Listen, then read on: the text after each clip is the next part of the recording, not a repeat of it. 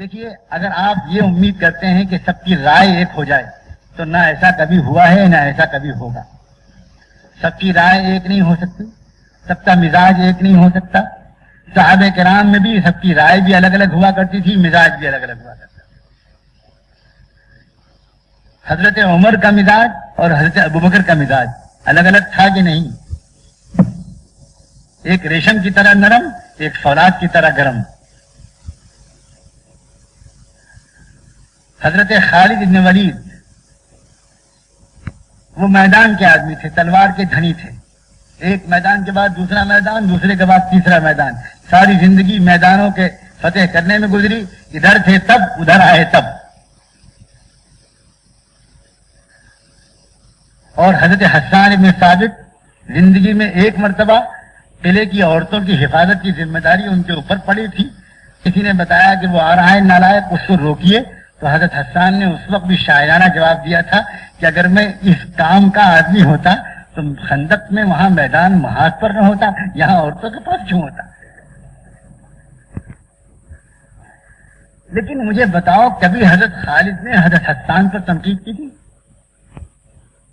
کبھی حضرت خالد نے کہا تھا کہ حسان کیسے بزدل آدمی ہو، ہر وقت شعر و شاعری کرتے رہتے ہو، قوالی گاتے رہتے ہو، کوئی کام ہی نہیں تمہارا؟ اور کبھی حسان نے یہ بھی کہا تھا کہ یار کبھی کچھ تھوڑا سا لطیف ذوق کبھی تو ثبوت دو، ہر وقت خون خون خون خون آدم خور آدمی بن گیا. نہ انہوں نے ان پر کیچڑ اچھالی، نہ انہوں نے ان پر کیچڑ اچھالی. ان کی محبتیں ان کے لیے، ان کی محبتیں ان کے لیے. وہ جانتے تھے کہ جو میں کر سکتا ہوں وہ یہ نہیں کر سکتا، وہ مجھے اور کرنا چاہیے، اور جو یہ کر سکتا ہے وہ میں نہیں کر سکتا، اس لیے مجھے اس کے لیے بھرپور مددگار ہونا چاہیے. جس کا ذکر کا مزاج وہ کہتا ہے ذکر ہی ذکر ہے، باقی سب بکواس. جس کا تبلیغ کا مزاج وہ کہتا ہے تبلیغ ہی تبلیغ ہے، باقی سب گمراہ. جس کا علم کا مزاج ہے وہ کہتا ہے علمی علم ہے، باقی سب مرتد. جس کا سیاست کا مزاج ہے وہ کہتا ہے سیاست ہی سیاست ہے، باقی سب ہجڑے زنخے. جس کا تجارت کا مزاج ہے وہ کہتا ہے اصل کام تو پیسہ بنانا ہے، یہ سب بالکل اور چوڑیاں پہننا چاہیے تو عورتوں کی طرح جائے. یہ کیا طریقہ ہے؟ یہ اس طرح کہیں امت بنتی ہے؟ سب لوگ ایک مزاج کے اگر ہو گئے نا تو یہ ایسے ہی ہوگا کہ جیسے سب لوگ ایک ہی جنس کے ہو گئے. جی نہیں پاؤ گے ایک دن. ہمیں سب مزاجوں کی ضرورت ہے، اور اللہ نے اسی لیے پیدا کیے ہیں، ورنہ کیا اللہ کو ہمارے مشورے کی ضرورت ہے کہ اللہ سب مزاج بدل دیجیے، سب کو ایک جیسا بنا دیجیے؟ لیکن مزاجوں میں جوڑ سیکھنا پڑے گا بھائی. اور اگر ہم چھوٹی سی بستی میں، چھوٹے سے اداروں میں اگر جوڑ پیدا نہیں کر سکے تو بھائی پھر فاتحہ پڑھ لو. یہاں تو بہت عافیت ہے، بہت چھوٹی سی بستی میں بہت سے فتنے نہیں ہیں. اللہ نہ کرے وہ بھی آ جائیں تو اور مصیبت ہو جائے گی. اس لیے لیکن ایک بات یہ ضرور ہے، آپس کے اتحاد میں رکاوٹ صرف ایک چیز ہے، رائے کا اختلاف رکاوٹ نہیں ہوتا، تکبر رکاوٹ ہوتا ہے. واللہ صرف یہ جو ناک ہے نا، یہ رکاوٹ ہے. حضرت شیخ الحدیث صلی اللہ مرقدہ بڑے دلچسپ مزاج کے تھے. تو شیخ نے کچھ کہا کسی کو، تو کسی نے کہا حضرت ناک کٹ جائے گی. کہنے کہ پیارے آئینہ دیکھ لیا کر، اطمینان ہو جائے گا، ناک نہیں کٹتی.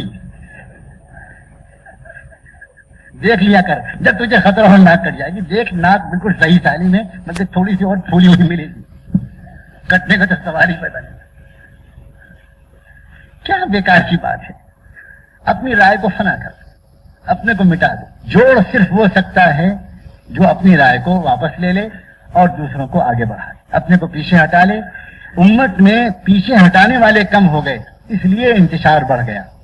جب پیچھے ہٹانے والے اپنے آپ کو زیادہ تھے، دوسروں کو آگے بڑھانے والے زیادہ تھے، تو امت میں جوڑ تھا. رائے کا اختلاف تو ایسا ایسا گزرا صحابہ میں کہ آپ کے سامنے بیان کریں تو آپ کو حیرت ہو. کوئی کہہ سکتا ہے کہ سیدنا حسن اور سیدنا حسین دونوں نواسے اللہ کے رسول کے. کوئی کہہ سکتا ہے دونوں کا مزاج ایک تھا؟ اور زمین آسمان میں فرق دونوں کا مزاج. خود حضرت عمر اور ان کے بیٹے عبداللہ ابن عمر، ان کا مزاج الگ تھا. لیکن ہر آدمی ہم میں سے اگر یہ چاہے کہ میرے مزاج پر سب لوگ چلیں، تو بھائی دیکھو کاربن کاپی تو بن نہیں سکتی. سوال ہی پیدا نہیں ہوتا. میرے مزاج پر سب چلیں یہ ہو نہیں سکتا. ہم کو سب کو ساتھ لے کر چلنا پڑے گا.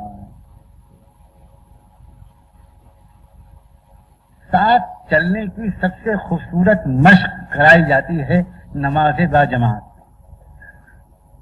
یہ مشق ہے اس کی.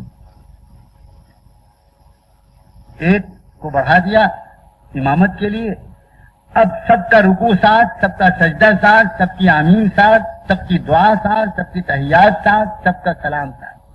میرا دل چاہ رہا ہے کہ میں سورہ بقرہ پڑھوں، امام صاحب نے پڑھ دی الم تر کیف، ایسی کی تیسی میرے جی کی. انہوں نے کہا اللہ اکبر، میں نے کہا اللہ، ختم.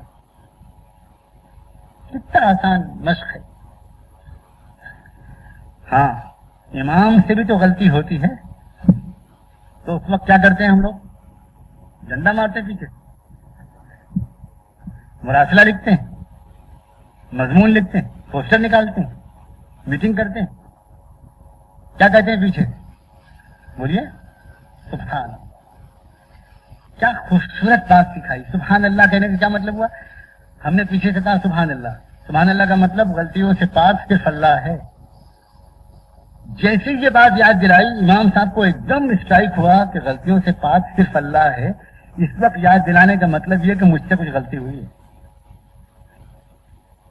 مجھ سے کچھ غلطی ہوئی. اور امام صاحب نے فوراً غلطی اپنی ڈھونڈی اور اسی لمحے ان کو یاد آ گیا کہ فلاں غلطی ہے. انہوں نے برسر عام سب کے سامنے اللہ کے سامنے 2 سجدے کر کے معافی مانگی کہ اللہ مجھ سے غلطی ہو گئی، مجھے معاف کر. اب مقتدی تو یہ نہیں کہتے کہ امام صاحب غلطی آپ سے ہوئی، آپ کی یہ سجدے ہم کیوں کریں؟ ہم سے کیا مطلب؟ لاجپور میں ایسا تو نہیں ہوتا، لکھنؤ میں تو نہیں ہوتا. سب مقتدی کہتے ہیں، چاہے اس میں شیخ الحدیث جمع ہوں، شیخ التفسیر ہوں، اللہ کا ولی ہو، وائس چانسلر ہو، کروڑ پتی ہو. وہ کہتا ہے امام صاحب غلطی کی دعا معافی سے اکیلے آپ کی مانگیں گے، ہم سب آپ کے ساتھ ہیں، ہم سب سجدے صاحب کرتے. کیا اجتماعی طریقہ سکھایا اللہ. سب نے ایک ساتھ معافی مانگ لی تو ختم، بھول گئے. بعد میں کوئی کہتا نہیں امام صاحب تنخواہ کاٹ لیں گے، یہ دوسری غلطی تھی. ہاں اب معجون مقوی دماغ کھائیے. یہ کیا تماشا؟ کوئی نہیں کہتا، شریف آدمی تو کوئی نہیں کہتا. بھائی کوئی بہادر کہتا تو ہم نہیں کہتا. یہ طریقہ ہے اتحاد کا. لیکن ہم لوگ صرف نماز کی حد تک متحد رہیں اور بعد میں آ کر لڑنے لگیں، اس کا مطلب ہوا نماز ہم نے پڑھی ہی نہیں. نماز ہم نے نہیں پڑھی. یہ سکھایا گیا ہم. کسی کو اپنا بڑا بنا لو، کسی کو اپنا رہنما بنا لو، کسی کو اپنا امام بنا لو، کسی کو اپنا امیر بنا لو. اور وہ امیر اور امام جو ہو وہ اچھی طرح سمجھ لے کہ وہ بھی غلطیوں سے معصوم نہیں ہے، اسے کوئی بھی ٹوک سکتا ہے.